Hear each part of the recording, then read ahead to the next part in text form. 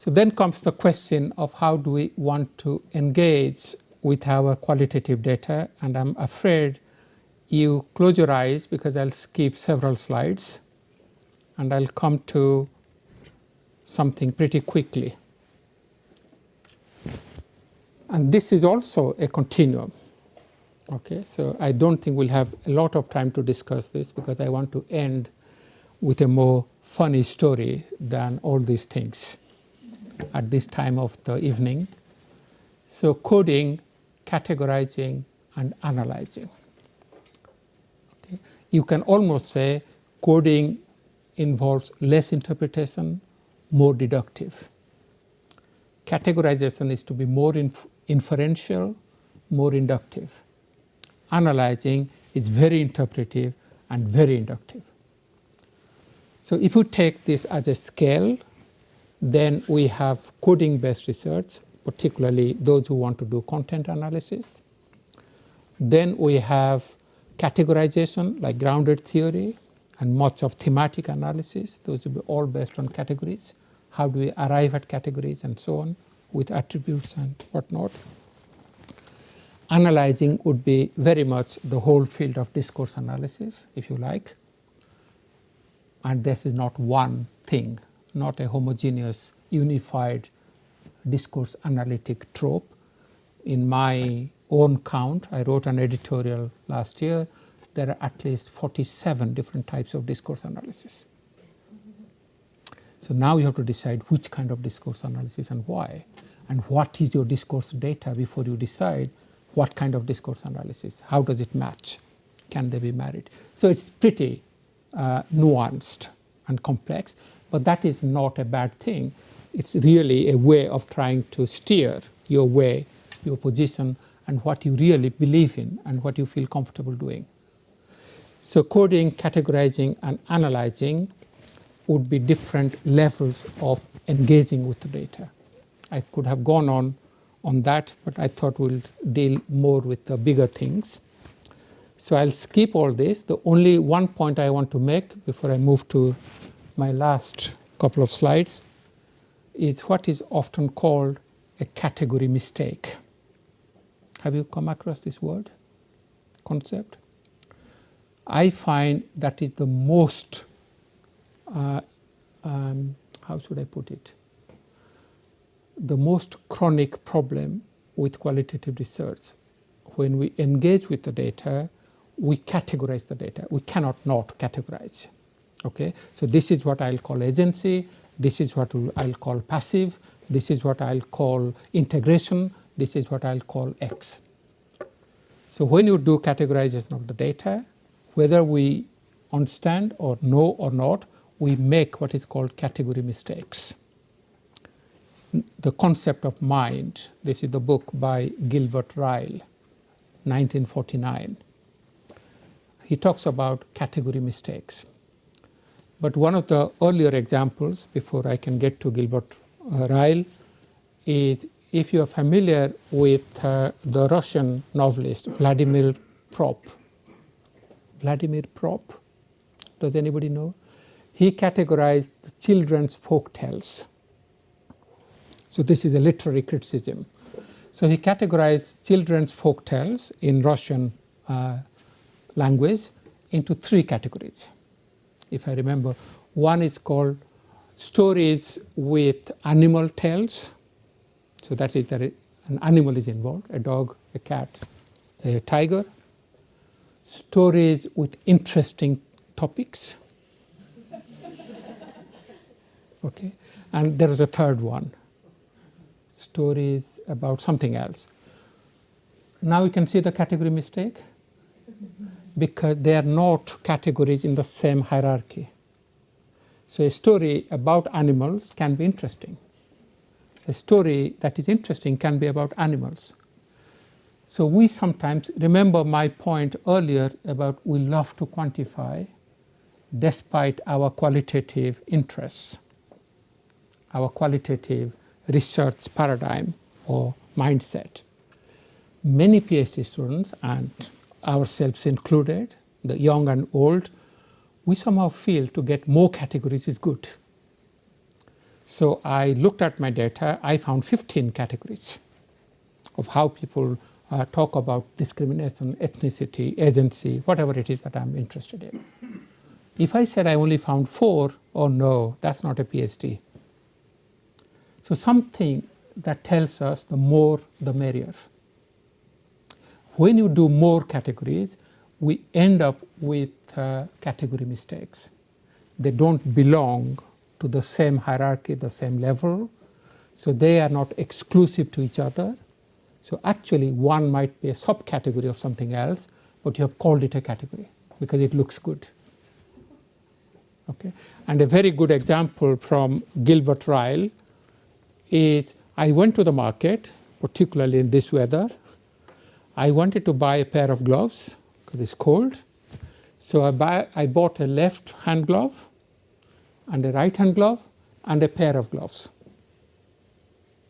Can you see the category mistake? A pair of gloves is a bigger category which should include a left and the right. Nobody expects you to go and buy 2 left hand gloves. You can't even buy, unless you're stupid, pay for 2 and make two lefts. Unless you have 2 left hands. Yes, that's right. So this is very interesting. So that's a category mistake because one is a super category, the other ones are subcategories. So try to revisit your categories when you interpret your data. That's why grounded theory is very useful as a starting point. It doesn't deal with how we use language, how we give accounts. But in terms of category work, grounded theory is more credible than many of us. We just categorize pretty carelessly. And it happens to all people. So be aware of this. I'm not just saying it lightly. So a category mistake, the other example from Gilbert Ryle is I went to the market, I bought a beautiful chair, a reading chair, and I came in tears. Okay, so basically what he's saying, this conjunction and, we often put it as if they're all on the same level. But actually they are but, not and. So when we overuse the conjunction and, we miss the category mistakes. So by putting something, here is a list. So I call this grade 1, grade 2, grade 3, and grade 5. But actually, because I put it in a syntax with an and, I feel they're pretty safe and credible. They're not. So you would have been better off by juxtaposing them or putting one under the other, a bigger category, smaller category, and so on, rather than going for category mistakes. So to end in 3 minutes, and I have 3 slides, so just ignore all this. You will come back next year, okay? I won't talk about the rest. So this is how to become a qualitative researcher. And that's the little bit to end today. 3 things: to be an apprentice, to socialize, and to contextualize. I'll try and say this. So this is learning to be a cow. I don't mean it in any derogative sense. Okay? So you have to be a cow. This is a photograph taken in Denmark from one of the farms I was visiting, and this farm has more than 1,000 cows under the roof. I was quite apprehensive of what to expect. But when the farmer took me around and showed me, I was quite intrigued and excited to see how the cows in different age groups learn from each other. There is no explicit teaching, there is no pedagogy. Okay? So they are almost like segregated. So these are all calves which are about 2 weeks old. So there is not a mentor in that sense. But somebody becomes a mentor and others are apprentices. So the way they try to clean themselves, cleaning each other, and do whatever it is that they do, look after themselves, it's a way in which many of the things are very tacit and implicit. You have to learn from each other through reflections. Those who have a little more experience, at that point, those who have had bad experiences might be a good learning resource. Okay? So apprenticeship doesn't mean we have a role model and we just follow that. Actually, it's the opposite. So many apprenticeship model in medical education, many of the medical students go and watch a consultant who does things wrongly, very paternalistic, very rude. Actually, they come back learning a lot more. In the same way, you can learn a lot more from a bad teacher than from a good teacher. So apprenticeship doesn't mean good practice. It means reflective learning, that you reflect and then you try to improve. So learning to be a cow is number one. Then try to use marijuana. You have to be a drug user if you want to be a qualitative researcher. Is it on record? That's okay. I think I can escape the police. Socializing. This is a classic title of a paper called Learning to Becoming a Marijuana User by Howard Becker, very well-known sociologist. What he's saying in this is he did some ethnographic study about this group of drug addicts, those who smoke marijuana. The first thing he noticed is that if you want to be a real marijuana user, you should not be using marijuana like cigarette.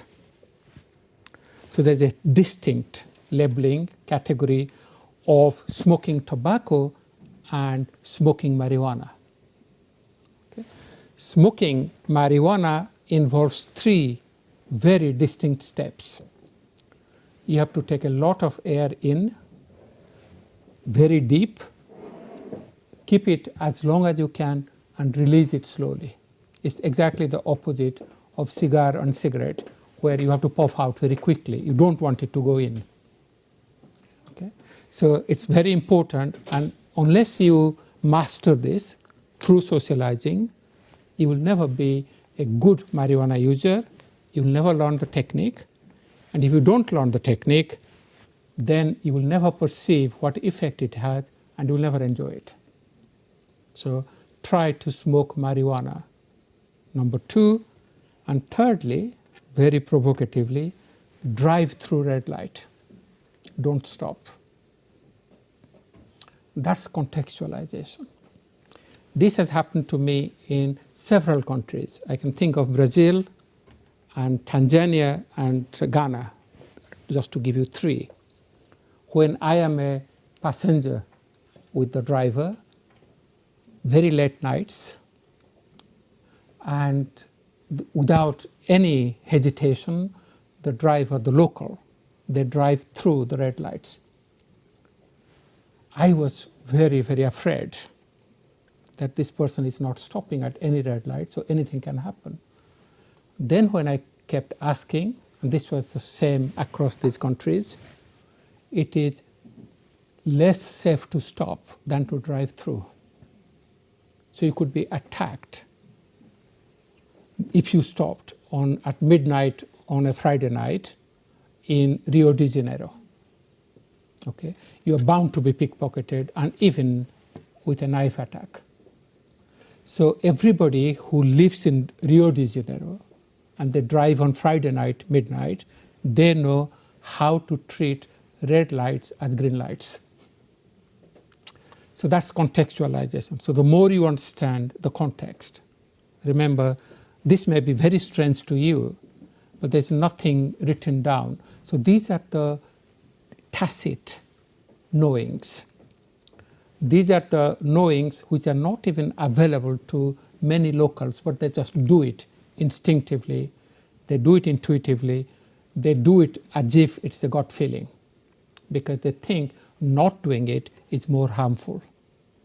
So some of the things that we have to do is contextualizing. So now we're not talking about red versus green as good and bad driving, or whether this was the right thing to do under the circumstances. Okay, so I'll stop here, and I think that's it.